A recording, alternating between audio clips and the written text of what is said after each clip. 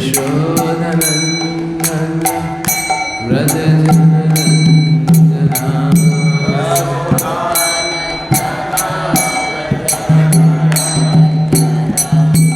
यमुना तीरवनचारी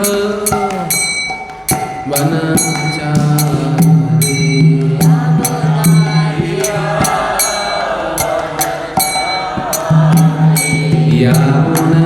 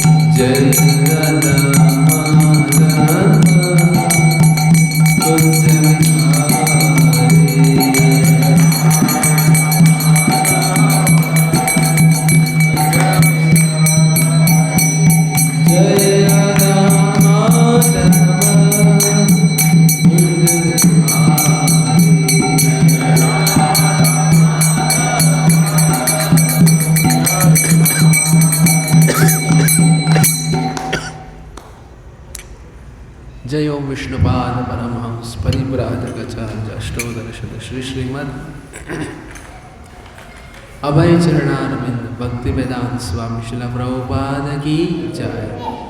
जय ओम विष्णुपाद परमहंस परिव्राजकाचार्य अष्टोदर श्री श्रीमद भक्ति सिद्धांत सरस्वती गोस्वामी प्रभुपाद की जय।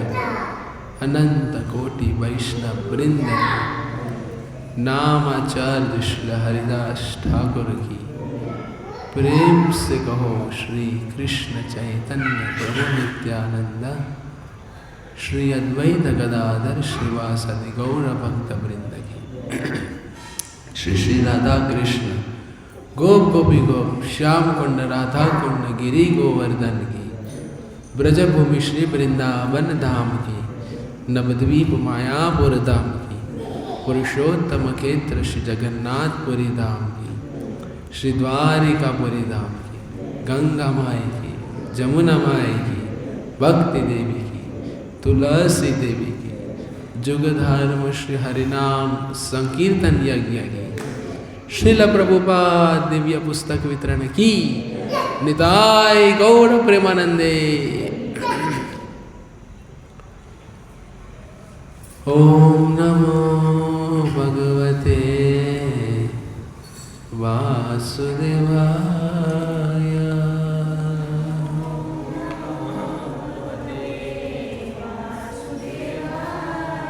ओम नमो भगवते वासुदेवाय।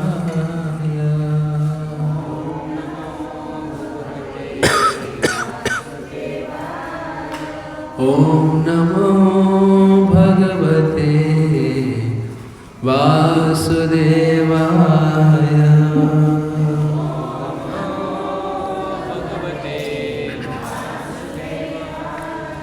श्रीमद् भगवद गीता यथारूप अध्याय 2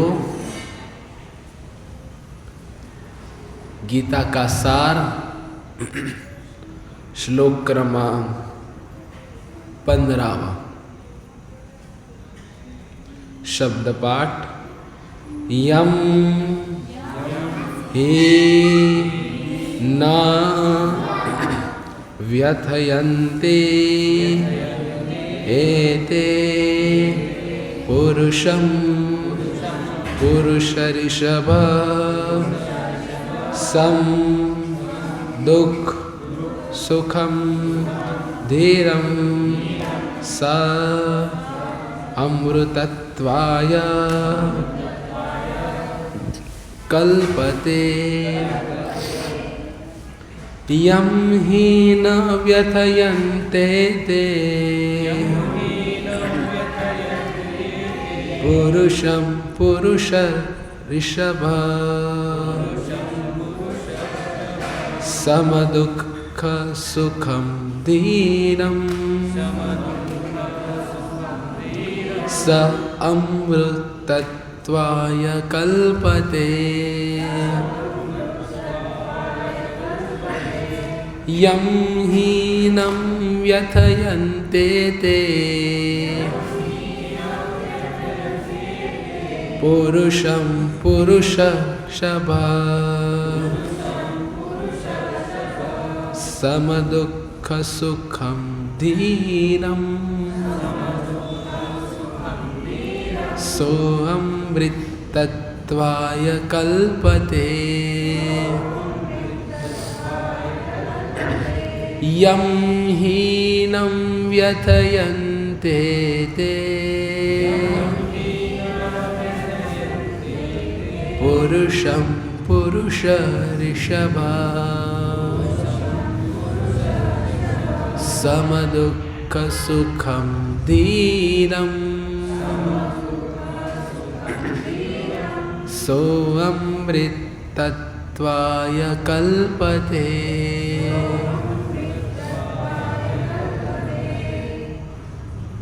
यं हीनं व्यथयन्ति ते पुरुषं पुरुषशभा समदुःखं सुखं धीरम् सोऽमृतत्वाय कल्पते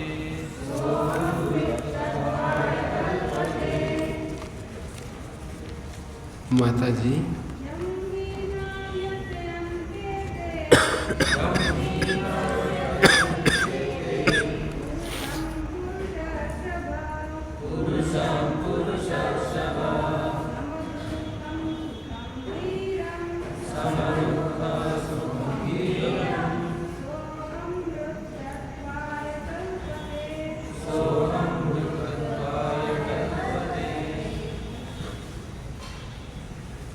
शब्दसार अनुवाद एवं तात्पर्य कृष्ण कृपा मूर्ति अभय चरणारविंद भक्ति वेदांत स्वामी श्रील प्रभुपाद के द्वारा इस्कॉन के संस्थापक आचार्य। इस साइड भी आ सकते हो, थोड़ा आगे आ जाए, पीछे वाले आगे से बैठिए तो वक्ता को भी बोलने में आनंद आता है। आप भी, सबके लिए लागू पड़ता है।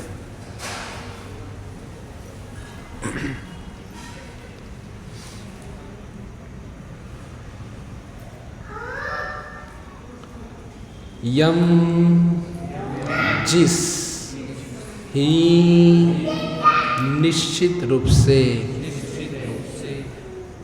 न कभी नहीं व्यथयन्ते विचलित नहीं करते एवं ये सब पुरुषम मनुष्य को पुरुष ऋषभ हे पुरुष श्रेष्ठ सम अपरिवर्तनीय दुख में सुखम तथा सुख में धीरम धीर पुरुष स वह अमृतत्वाय मुक्ति के लिए कल्पते योग्य है। अनुवाद हे पुरुष श्रेष्ठ अर्जुन, जो पुरुष सुख तथा दुख में विचलित नहीं होता और इन दोनों में संभाव रखता है वह निश्चित रूप से मुक्ति के योग्य है। तात्पर्य, जो व्यक्ति आत्म साक्षात्कार की उच्च अवस्था प्राप्त करने के लिए दृढ़ प्रतिज्ञ है और सुख तथा दुख के प्रहारों को समभाव से सह सकता है, वह निश्चय ही मुक्ति के योग्य है। वर्णाश्रम धर्म में चौथी अवस्था अर्थात संन्यास आश्रम कष्ट साध्य अवस्था है, किंतु जो अपने जीवन को सचमुच पूर्ण बनाना चाहता है वह समस्त कठिनाइयों के होते हुए भी संन्यास आश्रम अवश्य ग्रहण करता है। ये कठिनाइयाँ पारिवारिक संबंध विच्छेद करने तथा पत्नी और संतान से संबंध तोड़ने के कारण उत्पन्न होती है, किंतु यदि कोई इन कठिनाइयों को सह लेता है तो उसके आत्म साक्षात्कार का पथ निष्कंटक हो जाता है। अतः अर्जुन को क्षत्रिय धर्म निर्वाह में दृढ़ करने के लिए कहा जा रहा है। भले ही स्वजनों या अन्य प्रिय व्यक्तियों के साथ युद्ध करना कितना ही दुष्कर क्यों ना हो, भगवान चैतन्य ने 24 वर्ष की अवस्था में ही संन्यास ग्रहण कर लिया था, तथा यद्यपि उन पर आश्रित उनकी तरुण पत्नी तथा वृद्ध माँ की देखभाल करने वाला अन्य कोई न था, तो भी उच्च आदर्श के लिए उन्होंने संन्यास ग्रहण किया और अपने कर्तव्य पालन में स्थिर बने रहे। भवबंधन से मुक्ति पाने का यही एकमात्र उपाय है। ओम अज्ञानतिमिरन्धस्य ज्ञानाञ्जनशलाकया चक्षुरुन्मीलितं येन तस्मै श्रीगुरुवे नमः। श्रीचैतन्यमनोभीष्टं स्थापितं येन भूतले स्वयं रूप कदा मह्यं ददाति स्वपदान्तिकं। वन्देऽहं श्रीगुरो श्रीयुतपदकमलं श्रीगुरुन् वैष्णवांश्च श्रीरूपं सागरजातं सहगणा रघुनाथान्वितं त्वं सजीवं साद्वैतं सावधूतं परिजनसहितं कृष्णचैतन्यदेवं श्रीराधा कृष्णपदान् सहगणा ललिता श्रीविशाखान्वितांश्च। जय श्री कृष्ण चैतन्य प्रभु नित्यानंद श्री अद्वैत गदाधर श्रीवासदि गौर भक्तवृंद। हरे कृष्णा कृष्णा कृष्णा हरे हरे, हरे राम राम राम हरे हरे। हरे कृष्णा कृष्णा कृष्णा हरे हरे, हरे राम राम राम हरे हरे। हरे कृष्णा कृष्णा कृष्णा हरे हरे, हरे राम राम राम हरे हरे। हरे कृष्णा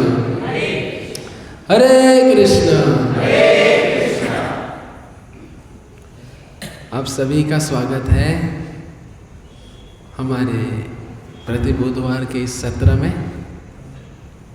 क्षमा मांगना चाहूँगा, आज थोड़ा आवाज़ ठीक नहीं निकल रहा है, तो बीच में त्रुटि आ सकती है, तो उसके लिए माफ़ कीजिएगा।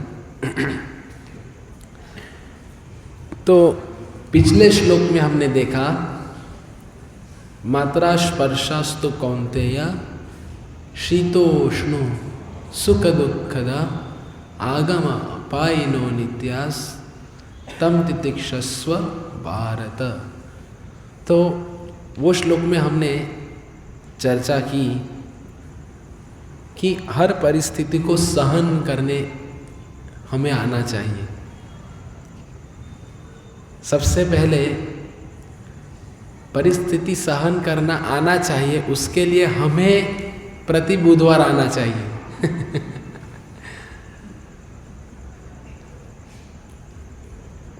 नियमित रूप से आप सब आते ही हैं, आपके हम आभारी हैं, समय पे आते हैं ऊपर से, वो बड़ा योगदान है आप सबका। कई लोग ट्रेन से उतर के भागते भागते आते हैं, कई लोग कार्यालय से आते हैं, कई लोग व्यापार से आते हैं, सराहनीय है। तो अब इतना हम हमारा योगदान दे रहे हैं तो थोड़ा अधिक योगदान और दें। हम अधिक योगदान हम कैसे दे सकते हैं कि भगवान कृष्ण को हम मानते हैं, भगवान कृष्ण महान है ये समझते हैं, भारत में सब लोग समझते हैं। तो बाकी सब लोगों से हम कैसे अलग हो पाएंगे? हम तब अलग हो पाएंगे जब हम ये समझेंगे कि कृष्ण भगवान कैसे महान है। कैसे महान है मतलब समझते हैं ना, how it is great, how he is great, sorry, Krishna is great that we believe, but how Krishna is great, अगर वो हम जानेंगे तो हम बाकी लोगों से अलग हो जाएंगे। भारत में सब लोग मानते हैं जय श्री कृष्ण, अधिकांश गुजरात में तो किसी को भी किसी के घर में जाओ, फोन पे बात करो, कुछ भी करो, जय श्री कृष्ण बोलते हैं। पर हमें ये समझना पड़ेगा कि कृष्ण भगवान कैसे महान है, वो बताने के लिए हमारा ये सत्र है भगवद गीता का, जिसमें हम जानने का प्रयत्न कर रहे हैं। एक चेष्टा है हमारी कि हम समझे कि भगवान महान कैसे है। तो सहन करना हमें सीखना चाहिए। और सहन कैसे कर पाएंगे हम? पिछली बार याद है कुछ कि भूल गए? संजय भाई कुछ पिछला श्लोक सारांश बता सकते हैं आप? गीता अमृत के समान है और उसमें जैसे ऋतु आती जाती रहती है, हमें ये ऋतु को इग्नोर करके उसको सहन करके वो उसके हिसाब से आगे भक्ति में करिया रहते हैं। और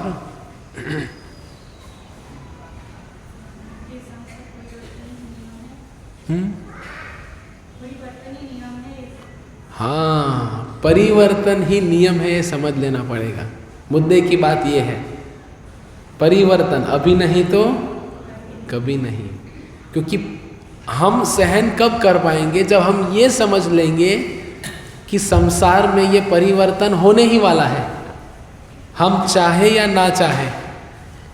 तो हमारे हाथ में क्या है कि हम ये परिवर्तन को सहन करना सीख लें। समझ में आ रहा है? कई बार क्या होता है, हम परिवर्तन को स्वीकार नहीं करते, समस्या तब आती है।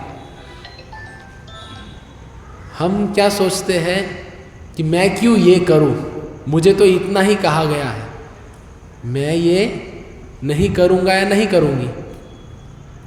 तो हम बहुत सरलता से ये परिवर्तन का स्वीकार नहीं करते। जैसे हम सब लोग की कुछ धारणाएं हैं, अभी हम सत्संग में बैठे हैं तो हम कुछ धारणा आध्यात्म के लेके हमारी कुछ धारणा है। तो जब भगवत गीता समझाते वक्त हमारी कई धारणा ऐसी है जो गलत है, वो टूटती है।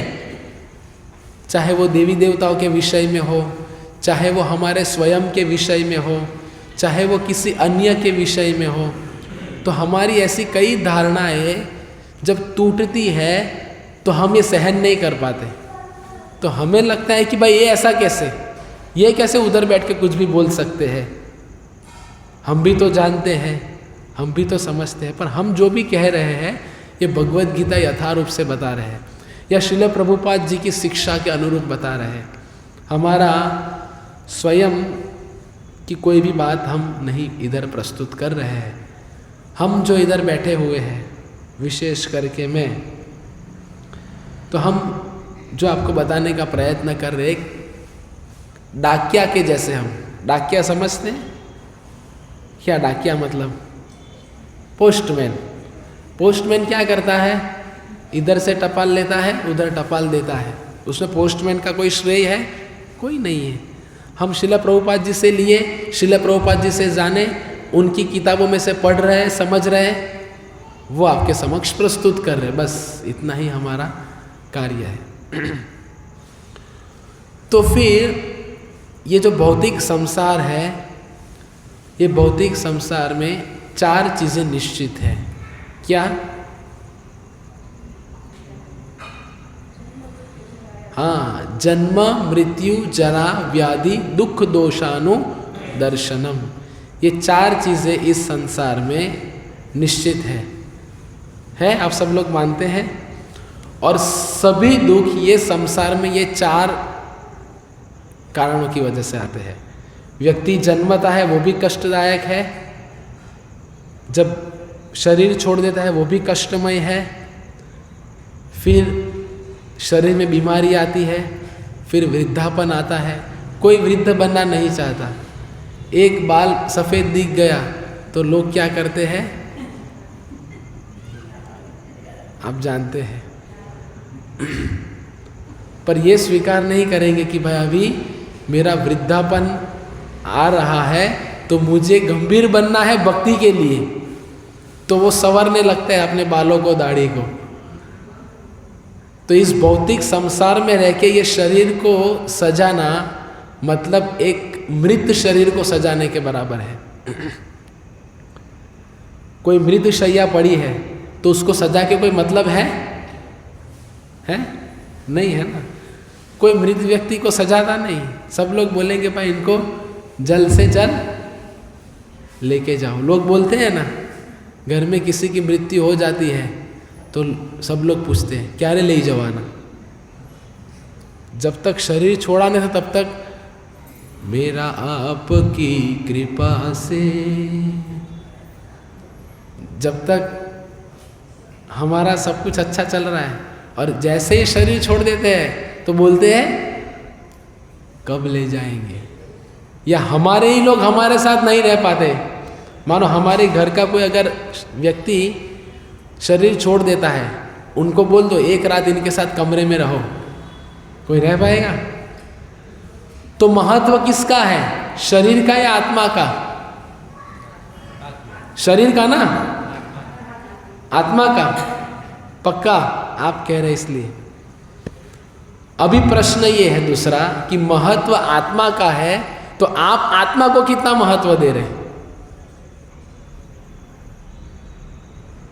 है कोई? हम भली भांति जानते हैं कि महत्व आत्मा का है, फिर भी हम सुबह से रात तक जो भी कार्य करते हैं केवल शरीर के लिए करते हैं। सुबह उठते ही ये, मध्याह्न ये, संध्या काल ये, इसके लिए कौन वक्त निकालता है? कोई नहीं। सब लोग कहते हैं मेरे पास वक्त नहीं है। तो ये भौतिक संसार में जन्म मृत्यु जरा व्याधि, हम जो इस संसार में घिरे पड़े हैं, ये निश्चित है। अब ये निश्चित है, सब लोग चाहते हैं कि जन्म मृत्यु के संसार से बाहर निकले। चाहते सब लोग? आप सब लोग चाहते हो? हाँ या ना? तो तब निकल पाएंगे जब हमें ये समझ में आएगा कि ये चारों कष्टमय हैं। अभी मेरा प्रश्न ये है कि जन्म कैसे कष्टमय हुआ? जन्म तो बहुत अच्छा लगता है ना, लोग जश्न मनाते हैं और जन्मदिन भी मनाते हैं, वर्षगांठ मनाते हैं, मनाते हैं ना सब लोग, हैप्पी बर्थडे, फिर बड़ी पार्टी रखते हैं, फिर कहते हैं फर्स्ट क्राई, बेबी शावर। आजकल ये प्रचलन चल रहा है तो हम सब लोग भी उसी प्रचलन में चले जाते हैं। मेरा तो एक स्टैंडर्ड है, मैं शादी करूँगा या करूँगी तो ऐसे ही अफलातुन होनी चाहिए, सब लोगों को बुलाना चाहिए, धूमधाम से होनी चाहिए। मैं थोड़ी ऐसी वैसी वैदिक शादी मैं नहीं करूँगी, वैदिक प्रणाली से करना, सरल पद्धति से करना, नहीं नहीं नहीं नहीं। शादी मतलब खर्चे वाली, फिर तो सब लोग प्रसन्न होते हैं, है ना। लड़का आता है, लड़की आती है, तो इसमें दुख किधर से आया बताइए। आप लोग तो कह रहे हैं कि जन्म कष्ट है, मृत्यु कष्ट है, जरा कष्ट है, व्याधि कष्ट है। जरा व्याधि मृत्यु समझ सकते हैं, लेकिन जन्म कष्टमय मैं तो नहीं मानता। आपको मुझे समझाना है कि जन्म कष्टमय है। वैष्णवी माता कैसे कष्टमय है बताइए। आपके पीछे माता जी नहीं, आप नहीं, आप पुराने हो गए। कामिनी माता जी, हाँ, तो संसार कष्टमय है ना, इसमें जन्म कष्टमय कैसे हुआ। कोई नवजात शिशु जब जन्म होता है तो वो तो हम लोग भी खुशी मनाते हैं ना, सब लोग चुंबन करते हैं बच्चे को, घर में खुशी का माहौल छा जाता है। हाँ, माँ के गर्भ में 9 महीने तक रहना, वो खुशी की बात है या दुख की बात है। हाँ, बाकी सब लोग तो खुश होंगे, लेकिन जो गर्भ में है उनके लिए क्या कष्ट है। मानो आज मैं आपको, चलो बचपन का उदाहरण लेता हूँ। बचपन में हमारे समय की बात करता हूँ, अभी का समय तो चला गया। अभी के जो बच्चे हैं वो लोग तो किसी को भाव नहीं देते, आजकल के बच्चे। पहले हम शरारत करते थे तो माँ हमें क्या करती थी, बाथरूम में बंद कर देती थी। अनुभव किया? तो हम कितना समय रह पाएंगे वो बाथरूम में? हम चिल्लाएंगे खोल खोल खोल, है ना, हम नहीं रह पाते। और बाथरूम तो भी थोड़ी बड़ी साइज़ का होता है, जिसमें हम इत्मीनान से बैठ सकते हैं, सांस ले सकते हैं, बहुत कुछ कर सकते हैं।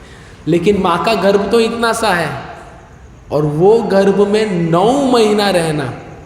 अगर हम ये जन्म में गंभीरता से भक्ति नहीं करेंगे, ये जन्म में भगवत तत्व विज्ञान को नहीं समझेंगे, ये जन्म में हरे कृष्ण महामंत्र का जप नहीं करेंगे, तो हमें अगले जन्म में 9 महीना माँ के गर्भ में उल्टा रहना पड़ेगा।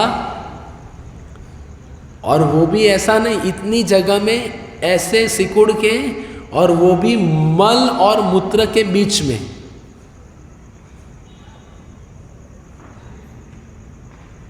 मानो हम प्रसाद ले रहे हैं और बाजू में अगर छिपकली ऐसे गिर जाती है ऊपर से, तो छी, वो तो नहीं खाओ ना प्रसाद। एक छिपकली गिरने से अगर होता है तो सोचिए, मल और मूत्र के बीच में 9 महीना रहना। क्या आप रहना चाहते हो पुनः? तो गंभीर बनना पड़ेगा। तो हमारा संघर्ष चल रहा है ये जन्म मृत्यु के चक्कर को तोड़ने के लिए। तो ये संघर्ष जो चल रहा है, तो ये जन्म मृत्यु के चक्कर से बाहर निकलने के लिए भगवान एक सुझाव देते हैं हमें। और वो सुझाव क्या है? वो है आज का श्लोक।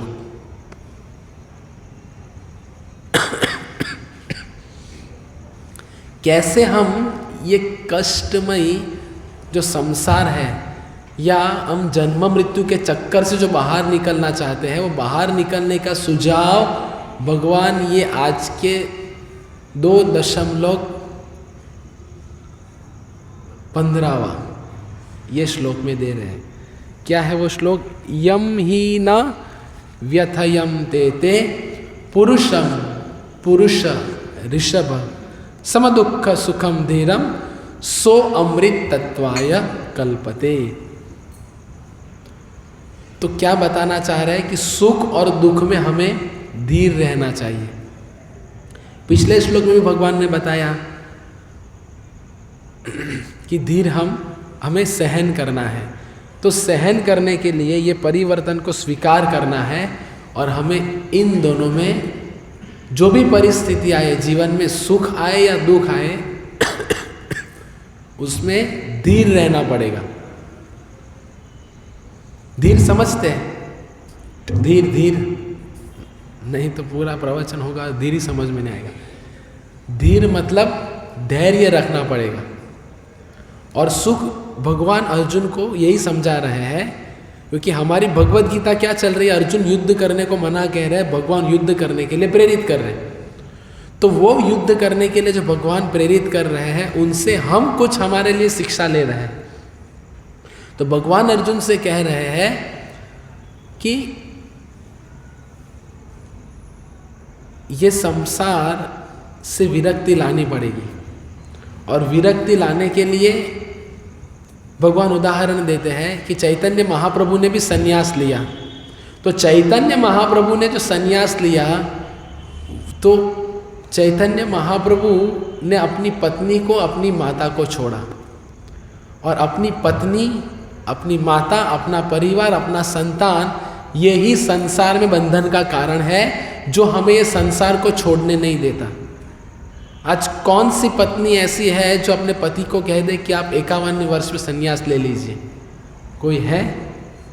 या कोई ऐसा कहेगी कि ठीक है मेरे पति का 51 हो जाएगा, इसलिए उनका नाम 51 है ना। 50 के बाद 51, 52, अभी वन में जाओ, वानप्रस्थ लो, संन्यास लो, पर आज कोई अनुमति नहीं देता। या पति का तो छोड़ो, अगर कोई पुत्र हरे कृष्ण मंदिर जाने लगता है तो लोग कहते हैं भाई जरा संभाल के, वो अगर कोई गया तो गया, पूरा खींच लेते हैं वो लोग, ऐसा लोगों का मानना है। पर ऐसा किसी को खींचा नहीं जाता। एक बात तो इसके लिए उदाहरण क्या है कि जो आज अभी हम इधर चैन से क्यों बैठे हैं, क्योंकि हमारी कोई रक्षा कर रहा है। किधर? भारत देश की सीमा पे, है ना। एक सैनिक हमेशा तैयार है हमारी सीमा के ऊपर, वो हमारी रक्षा कर रहा है। तो वो क्या अपने पूरे परिवार को लेके गए हैं? अपनी पत्नी, अपने बच्चे, अपने माँ, अपने पिताजी, सबको लेके गए? वो अकेले जाते। तो उनके माता पिता, संतान, पत्नी, सब लोगों ने त्याग किया, तब जाके वो व्यक्ति सरहद पे है और देश की रक्षा कर रहे हैं। उसी तरह कोई व्यक्ति, कोई विद्यार्थी या कोई बालक जब संन्यास आश्रम ग्रहण करता है या ब्रह्मचर्य जीवन के ऊपर अग्रसर होता है, तो हमें ये समझदारी होनी चाहिए कि ये समाज के कल्याण के लिए हो रहा है। जैसे देश की सरहद पे व्यक्ति खड़े होते हैं देश के कल्याण के लिए, वैसे एक व्यक्ति जीवन समर्पित कर रहा है भगवान के लिए, तो उससे पूरे विश्व का वो कल्याण करेगा भगवत तत्व विज्ञान का प्रचार करके। तो चैतन्य महाप्रभु ने भी अपने माता का, अपनी पत्नी का त्याग किया। किसके लिए? कृष्ण भगवान के प्रचार कार्य के लिए। ये आज के श्लोक में श्रील प्रभुपाद जी समझाने का प्रयत्न कर रहे हैं। तो हम सब लोग जो ये शरीर से इतना आसक्त है, तो हमें ये समझना पड़ेगा कि हमारे पास 2 शरीर है। कितने शरीर? 2 शरीर। कौन कौन से? एक स्थूल शरीर और एक सूक्ष्म शरीर। स्थूल शरीर कौन सा है? ये जो अभी हमें दिख रहा है, लेकिन जो हमें नहीं दिख रहा है वो है सूक्ष्म शरीर। तो स्थूल शरीर बना है 5 महाभूतों से, पृथ्वी, जल, अग्नि, वायु, आकाश, इनसे ये स्थूल शरीर बना है। लेकिन सूक्ष्म शरीर किससे बना है? मन, बुद्धि, अहंकार। तो ये 3 चीज़ों से हमारा सूक्ष्म शरीर बना है। जब व्यक्ति शरीर को छोड़ते हैं, तो जब हम ये शरीर छोड़ते हैं, तो शरीर छोड़ते वक्त हम सूक्ष्म शरीर साथ में लेके जाते हैं। आत्मा सूक्ष्म शरीर के साथ में दूसरा शरीर धारण करते हैं। अभी आपके मन में प्रश्न चल रहा होगा कि ये श्लोक क्या है और प्रभु जी क्या शरीर के बारे में बता रहे हैं, और क्या स्थूल शरीर, क्या सूक्ष्म शरीर। ये इसीलिए बता रहे हैं क्योंकि भगवान अर्जुन को ये समझाना चाह रहे हैं कि जैसे ही व्यक्ति आप जो युद्ध करने जा रहे हो, तो जितने भी सामने योद्धा है, जब ये लोग शरीर छोड़ेंगे, जब ये कष्टदायक शरीर छोड़ेंगे, उनका कल्याण होगा, तो भगवान के धाम में उनको दूसरा शरीर मिलेगा और दूसरा शरीर प्राप्त करके वो स्वयं का कल्याण करेंगे। जैसे कोई व्यक्ति दलदल में फंसा है, वो दलदल में फंसे व्यक्ति को आप बाहर निकाल के कोई अच्छी जगह पे रख दो, वो कल्याण का कार्य है कि नहीं? कल्याण का कार्य है ना, हम सब लोग चाहेंगे। उसी तरह हम सब लोग इस भौतिक संसार के दलदल में फंसे हैं। इसलिए मैंने शुरुआत भौतिक संसार से की कि भौतिक संसार जन्म मृत्यु जरा व्याधि का ये आगार है और हमें ये नहीं समझ रहा है कि हम लोग कष्टमय स्थिति में हैं। तो ये समझाने के लिए इतना सब कुछ बताया कि हम कष्ट भरी स्थिति में हैं, तो कष्ट भरी स्थिति से हमें अपने आप को बाहर निकालना है। तो बाहर कैसे निकालेंगे?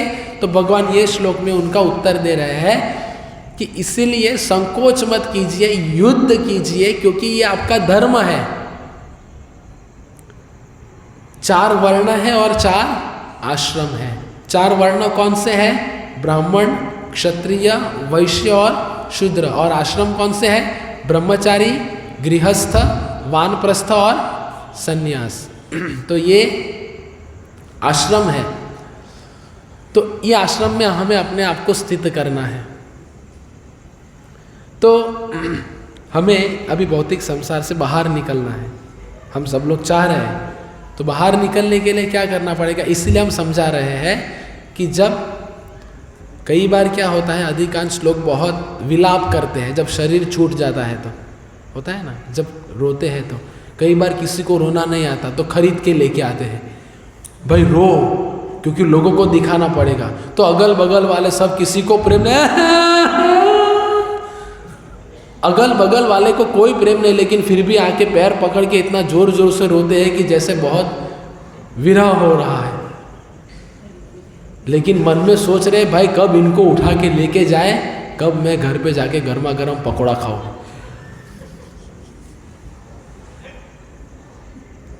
अगर संसार में व्यक्ति से इतना लगाव ही होता, हाथी जीवे त्यारे लाख नो ने मरे त्यारे 1.25 लाख नो। समझ में आया? भाई जिए तब कोई भाव नहीं देता, लेकिन मर जाते हैं तो सांगला होता बर का।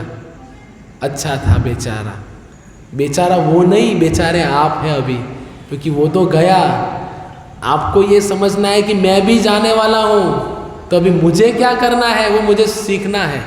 तो वो सीखने के लिए हम सब लोग इधर आए हैं। इसीलिए हमारा समर्पण बढ़ना चाहिए, हमें गंभीर बनना है।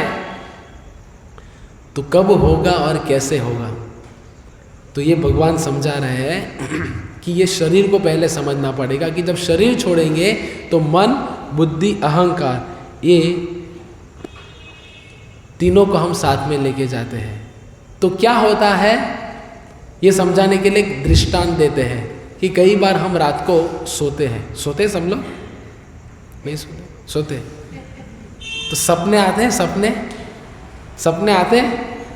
कई बार ऐसा भयावह सपना आता है, हम लोग लेटे हैं लेकिन सपने में हमको ऐसा दिखता है कि मैं कोई जंगल में था, मैं तो आधी रात को गया था, उधर चल रहा था और अचानक से मुझे आवाज़ आई सिंह की गर्जना। और जब मैंने देखा इर्द गिर्द तो 2 सिंह भागते हुए मेरे करीब आ रहे थे, और मैं अभी जान बचाने के लिए एक प्रयत्न कर रहा था, उतने में अलार्म बज जाता है घर में, और हम उठ जाते, और जब देखते हैं तो इधर पूरा पसीना पसीना छा जाता है। तो हम तो इधर ही थे, लेकिन क्या चला गया। हम जब सपने देखते हैं तो हमारा सूक्ष्म शरीर वो सपने के साथ जाता है। समझ में आ रहा है? तभी जाके तो हम वो अनुभव कर पा रहे हैं ना। तो अब आपको लग रहा होगा क्या सपनों की बात चल रही है। तो ये भौतिक संसार भी ऐसे ही सपनों के जैसा है जिसमें कोई भी वास्तविकता नहीं है, क्योंकि ये संसार को शास्त्रों में स्टैंप मार दिया है।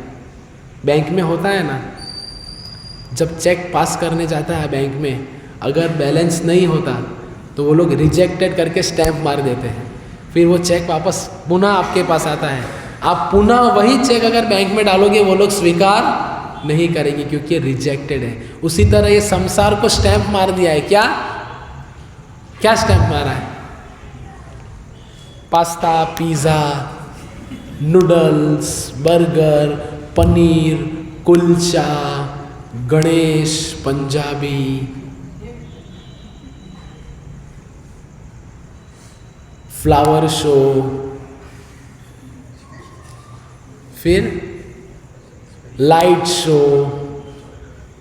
इत्यादि इत्यादि। संसार की चकाचौंध, इसका स्टैंप मारा है अल्पेश भाई? किसका स्टैंप मारा है संसार को?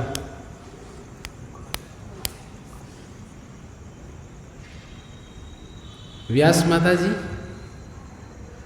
ये संसार को स्टैंप क्या मारा हुआ है शास्त्रों में? भौतिक इच्छा पूरी करना। रेखा माता जी,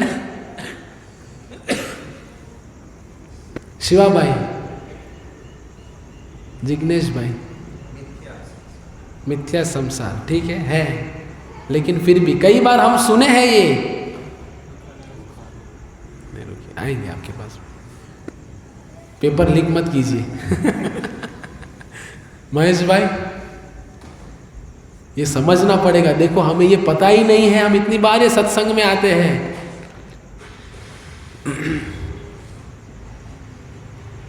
ये संसार को स्टैंप तो समझते हैं ना?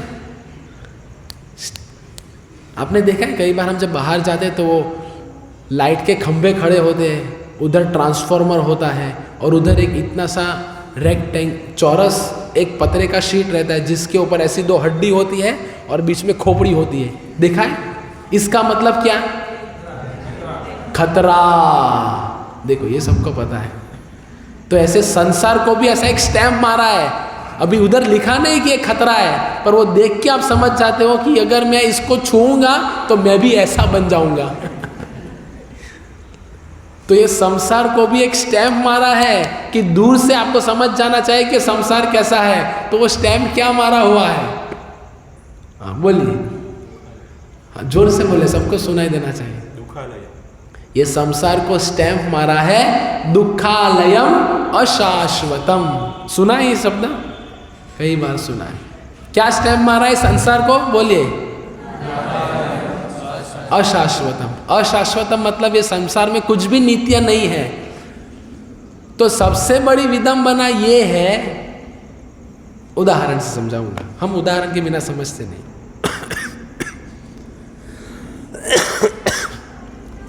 पुस्तकालय में क्या मिलता है? अरे भाई ये तो कोई कठिन सवाल नहीं पूछा। पुस्तकालय में क्या मिलता है? दुग्धालय में क्या मिलता है? मत्स्यालय में क्या मिलेगा? मत्स्य, मच्छी। कभी पुस्तकालय में कोई गया तो पुस्तकालय में कभी दूध मिलेगा? या दुग्धालय में पुस्तक मिलेगी? नहीं मिलेगी। तो पुस्तकालय में पुस्तक मिलेगा, दुग्धालय में दूध मिलेगा, मत्स्यालय में मत्स्य मिलेगी, तो दुखालय में क्या मिलेगा? और हम प्रयत्न किसके लिए कर रहे हैं? तो ये मूर्खता हुई कि नहीं हुई? भाई उधर स्पष्ट रूप से बता दिया है कि दुखालय है। तो सुखी बनने का प्रयास इस संसार में व्यर्थ है। तो प्रयत्न ये करना चाहिए कि अगर मुझे सुखी बनना है तो मैं ये संसार से बाहर निकलूं, ना कि फ्लावर शो, लाइट शो या इस संसार की चकाचौंध में अटक जाऊं। लोग जैसे हमको पेपर में न्यूज़ देखते हैं कि भाई आशापुरी मंदिर के सामने ये मेला लगा हुआ है, मेला दिलों का आया है, आके चला भी जाता है। तो हम घर वाली कहती है घर वाले को, काय भाऊ चला जायचं आपल्याला, चलो भाई थोड़ा देख के आते हैं। तो ये सब मैं क्यों बता रहा हूँ? कोई कहे कि प्रभु जी आप तो आपके प्रवचन में बैठना ही नहीं चाहिए, आप बहुत सब हमारी मज़ा मस्ती बंद कर देते हो। पर मैं आपको वो मज़ा मस्ती देना चाहता हूँ जो इधर पिक्चर पे लगी हुई है क्या आप चाहते हैं कि आप भी ये परिवार का सदस्य बने? चाहते? तो ये परिवार का सदस्य बनने के लिए संसार में सुख को नहीं खोजना है। ये संसार दुख ही देने वाला है, स्वीकार कर लो। जो हम पिछले श्लोक में भी चर्चा किए, ये श्लोक में भी हम चर्चा कर रहे हैं कि हमें स्वीकार करना पड़ेगा कि ये संसार हमें दुख देने वाला है। तो कोई भी संसार की चीजें, वस्तुएं, व्यक्ति हमें ये संसार में सुख नहीं दे पाएगा। हमें सुख मिलेगा तो केवल और केवल भगवान कृष्ण की शरण में मिलेगा। श्री वल्लभेति वरदेति दयापरेति भक्त प्रियेति भवलुण्ठन कोविदेति नाथेति नागशयनेति जगन्निवासे त्यालापिनं प्रतिदिनं कुरु मां मुकुन्द। राजा कुलशेखर अपनी प्रार्थना में मुकुंदमाला स्तोत्र का पहला ही श्लोक है ये, उसमें वर्णन करते हैं भगवान के अलग अलग नामों का। श्री वल्लभेति वरदेति दयापरेति भक्त प्रियेति भवलुण्ठन कोविदेति। तो भगवान को कह रहे हैं कि आप ही आश्रयदाता हो, आप ही मुक्ति प्रदान करने वाले हो। तो ऐसे भगवान की हमें शरण ग्रहण करनी पड़ेगी। आजकल हम ये संसार में परिवार की, पत्नी की, पति की, व्हाट्सएप की, इंस्टाग्राम की, इन सब की शरण ग्रहण करके रखी है। हम थोड़े भी फ्री होते हैं काम में से तुरंत, ये कर्मियों का तो छोड़ो, भक्त लोग की भी यही स्थिति है। भक्त लोग भी आजकल ये माया का सबसे खतरनाक अस्त्र है भक्त के जीवन में। अभी आप कहेंगे इतनी बड़ी बड़ी आप बात कर रहे हैं, आपके खुद के पास भी तो स्मार्टफोन है, आप पहले छोड़िए फिर हम छोड़ेंगे। पर ये टेक्नोलॉजी का इस्तेमाल आप कैसे कर रहे हो आपके ऊपर निर्भर है। जैसे एक चाकू होता है ना, चाकू अगर किसी चोर के हाथ में है तो जान ले लेगा, लेकिन वही चाकू डॉक्टर के हाथ में है तो जान बचा लेगा। तो ये चाकू के समान है, हमें डॉक्टर बनना है या डाकू बनना है हमारे हाथ में। दोनों की राशि एक ही है, डॉक्टर और डाकू। तो कोई कहेगा मैं राशि देख के काम करूंगा, राशि भविष्य कुछ काम, एक कलयुग में एक ही चीज काम आती है क्या? हरे कृष्ण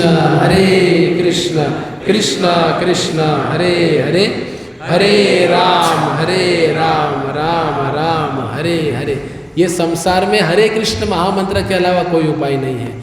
तो श्री प्रहलाद महाराज अपनी प्रार्थना में कहते हैं भगवान से, श्रीमद् भागवतम के 7वें स्कंद में इनका वर्णन है। श्री प्रहलाद उवाच तत्साधु मन्ये सुखवर्य देहिनां सदा समुद्विग्नयां सदगृहात् हित्वात्मपातं गृहमन्दकूपं वनं गतो यद् हरिमाश्रयेत्।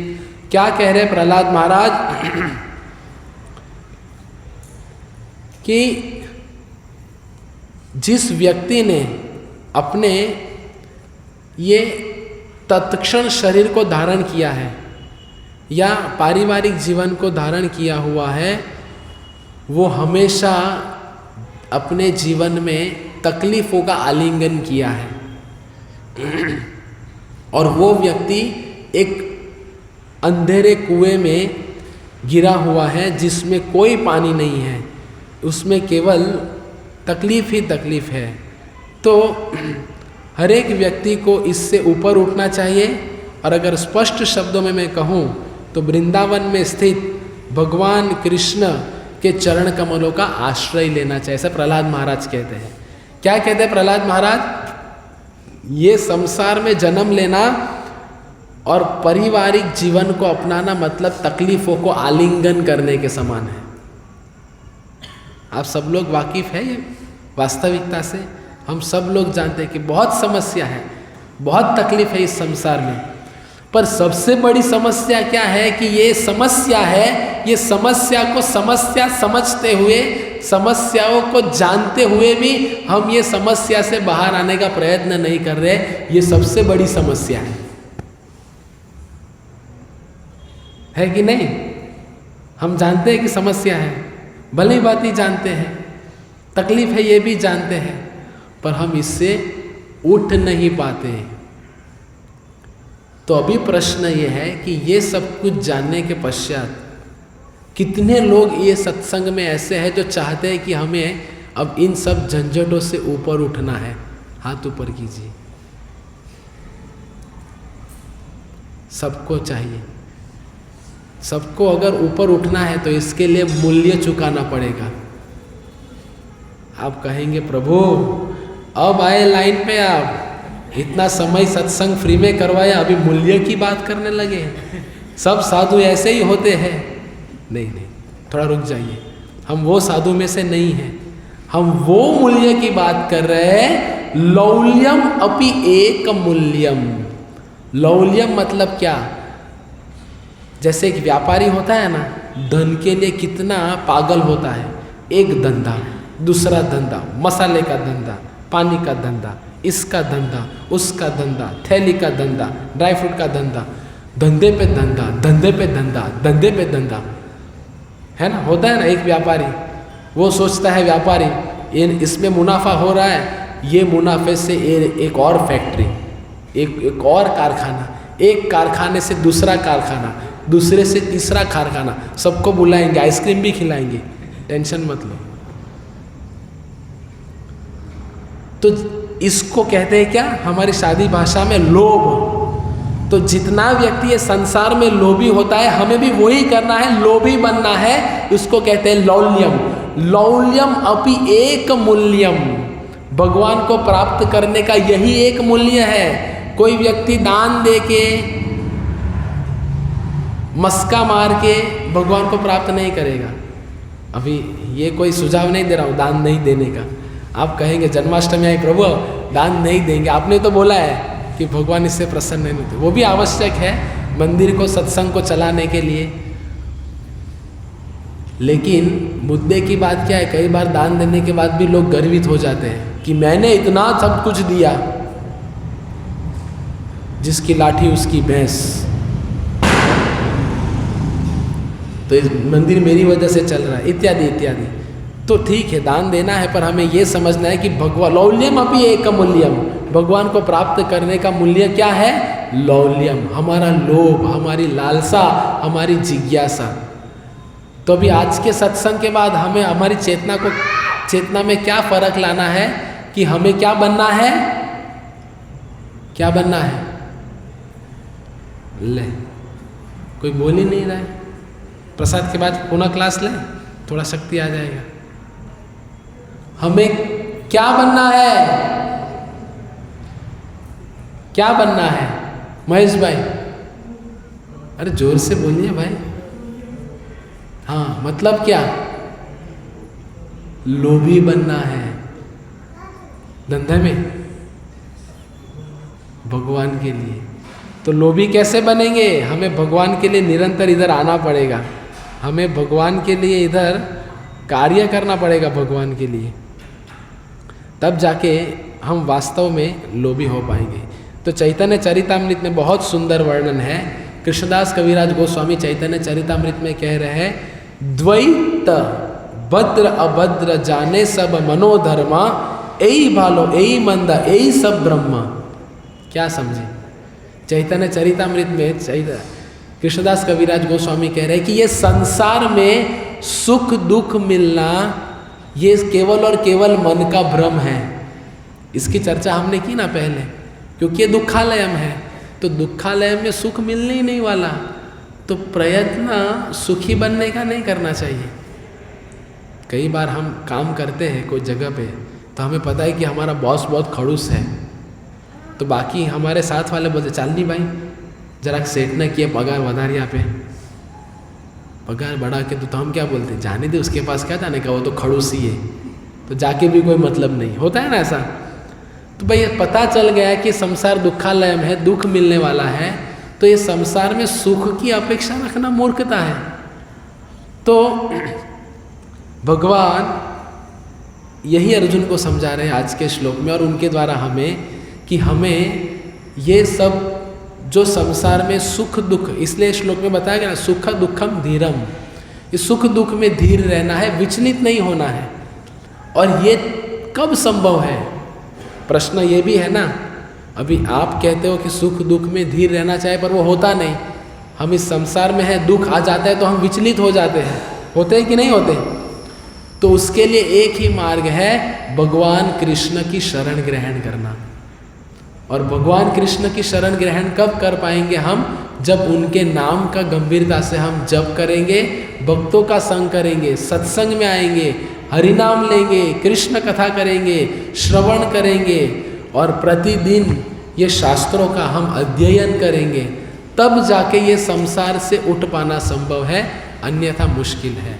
हरे कृष्ण कृष्ण कृष्ण हरे हरे, हरे राम राम राम हरे हरे। श्रीमद् भगवद गीता यथारूप की, श्रील प्रभुपाद की, निताय गौर प्रेमानंदे। किसी का कोई प्रश्न?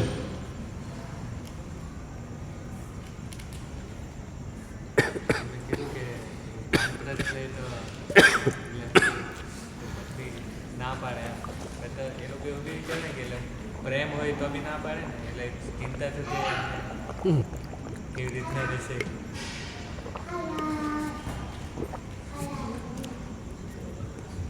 प्रश्न बहुत सुंदर है। प्रश्न ये है कि आपने जो कहा कि 50 वर्ष की उम्र के पश्चात वन में जाना चाहिए, पर पत्नी मना कहती है। देखो, मैं किसी को डरा नहीं रहा हूँ इधर ये संसार की वास्तविकता है ना, सब पत्नी आना बंद कर देगी प्रभु जी तो वन में जाने के लिए बोल रहे नहीं। तो हम क्या बता रहे हैं? तो उनका प्रश्न ये है कि पत्नी ना बोल रही है, वो तो उनका प्रेम है ना मेरे पे, वो प्रेम के वश ना बोल रही है। ये संसार में प्रेम केवल एक ही व्यक्ति के साथ संभव है, कृष्ण भगवान के साथ। अन्यथा इस संसार में जो भी हम प्रेम समझते ना, वो प्रेम नहीं, वो काम है। काम समझते हैं? जब स्त्री पुरुष को देखती है तो वो प्रेम नहीं है, स्त्री की इच्छा है कि मेरा इंद्रिय भोग हो। इंद्रिय तृप्ति की इच्छा से स्त्री पुरुष एक दूसरे को देखते हैं, इसको प्रेम नहीं कहते, इसको काम कहते हैं। आत्मेंद्रिय प्रीति इच्छा तारे बले काम, कृष्णेंद्रिय प्रीति वांछा धरे प्रेम नाम। चैतन्य चरितामृत में इसका वर्णन है। जब खुद की इंद्रिय को संतुष्ट करने के लिए जो भी संबंध बनाए जाए वो काम है, लेकिन भगवान कृष्ण की इंद्रिय को संतुष्ट करने के लिए जो प्रयत्न किया जाए वो क्या है? प्रेम है। जैसे घर में हम जो खाना पकाते हैं वो काम है, वो हम काम कर रहे हैं घर पे, लेकिन मंदिर में हम जो कर रहे हैं वो सेवा कर रहे हैं। कैसे? क्योंकि मंदिर में जो भी चल रहा है वो कृष्ण भगवान की प्रसन्नता के लिए चल रहा है। तो हम हमारे घर को भी मंदिर बना सकते हैं अगर हम घर में भगवान कृष्ण की प्रसन्नता के लिए भोग बना रहे हैं। हम तो सुबह पूछते हैं, अजी सुनिए आज नाश्ते में क्या लाऊं? तो कहते हैं आज ब्रेड पकौड़ा बनाया जाए। तो फिर वो ब्रेड पकौड़ा बनाएंगे और भगवान को भोग लगाएंगे और बोलेंगे प्रेम से स्वीकार करो। भगवान बोलेंगे चल हट, मेरे लिए थोड़ी बनाया। लेकिन आप अगर दिल से भगवान के लिए बनाओगे फिर भक्तों को परोसोगे तो भगवान यस्मिन तृष्टे जगत तृष्टम, भगवान संतुष्ट हो जाएंगे तो पूरा विश्व संतुष्ट हो जाएगा। ये हमें अभी विश्वास नहीं है, इसीलिए हम भगवान कृष्ण को समर्पित नहीं हो पा रहे। हमें लगता है मैं थोड़ा इसकी शादी में तो जाना ही पड़ेगा, बगल वाले के वास्तु में जाना ही पड़ेगा, मेरे मित्र की बर्थडे पार्टी में जाना ही पड़ेगा। मैं जब मित्रों के साथ में रहता हूँ तो बहुत अच्छा लगता है, भक्तों के साथ में रहता हूँ तो अच्छा नहीं लगता, और विशेष करके आपके साथ में तो बिल्कुल अच्छा नहीं लगता, मतलब मेरे साथ में, क्योंकि आप तो ये करो वो करो ये करो वो करो सब बोलते हैं। लेकिन जब डॉक्टर किसी मरीज़ को इंजेक्शन देता है, डॉक्टर को अच्छा लगता है इसीलिए देता है, भाई मुझे बहुत अच्छा लगता है इंजेक्शन मारने में, जो भी आए चलो आओ, जो भी आए चलो आओ। नहीं, डॉक्टर हमारी बीमारी ठीक करने के लिए इंजेक्शन देता है। उसी तरह इधर जो भी बात प्रस्तुत की जाती है वो हमारे स्वयं के कल्याण के लिए होती है। तो हम चाहते हैं कि हम सब लोग भगवान की कृपा के पात्र बने और हम सब लोग पुनः ये संसार की तकलीफ को सहन ना करें, पुनः माँ के घर में उल्टा ना लटके अंधेरी कोठी में, मल मूत्र की बैग में, उसके लिए प्रयत्न है। तो इसलिए हमें गंभीर बनना पड़ेगा, रविवार को मंगल आरती आना पड़ेगा, सुबह नियमित रूप से उठना पड़ेगा, उठ के पहले भगवान के नाम का जप करना पड़ेगा। जो भगवान ने आपको 24 घंटे दिए, कम से कम उनके लिए 2 घंटा नहीं दे सकते आप? जिन्होंने आपको 24 घंटा दिया उनके लिए अगर आप समय नहीं देंगे तो फिर अभी नया तालाब बन रहा है, अभी से तैयारी कर लो। हरे कृष्ण। श्रील प्रभुपाद की जय। किसी को कुछ प्रश्न होगा तो बाद में मुझे व्यक्तिगत रूप में मिल सकता है।